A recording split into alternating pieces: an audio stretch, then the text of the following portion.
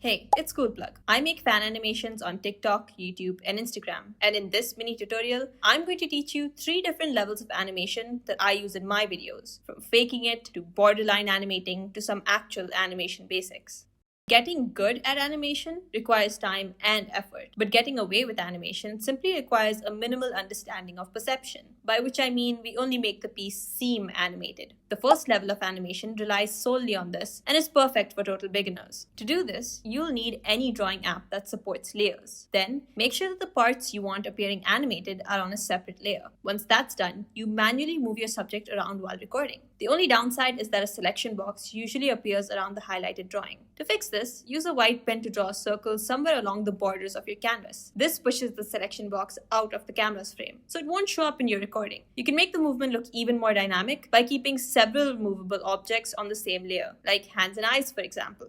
It also helps to either manually use camera movements or add them later in an editing app like CapCut. The second level, which I refer to as storyboard animations, mostly uses animated text or camera panning. Simply draw a beginning and end frame to show movement. You can also show simple transitions by blurring certain parts of a frame. This creates a sense of motion without actually animating. You've probably seen this method used in lots of animated videos, animatics, or animation memes on YouTube. The third level uses far fewer tricks than the first two. We'll build on what you learned in level 2. Start with a single static frame, then decide on a start and end frame. These are your keyframes. They're like anchor points for your animation. Next, draw a middle frame that sits between your start and end points. You don't need to keep this in the final product, but it helps create a mental picture of the animated motion. Once you have your beginning, middle, and end frames, add more frames in between to smoothen the movement. Remember, the slower a movement, the closer and more the frames are. The faster a movement, the further apart and fewer the drawings get. To make your motion feel more alive, add an extra frame that eases into the beginning movement and eases out of the end movement. This could even be a repeated frame to show a little bounce. The frames you've made use of probably look something like this. Keep in mind, there aren't always an equal number of frames on both sides of the middle frame. Also, I recommend using stick figures to plan out your movement before you start adding all the detailed drawings. It helps get the flow right. And since I haven't made use of other animating principles, I'm linking a video in the description that explains things like impact frames and other rail animation stuff in a precise and understandable way.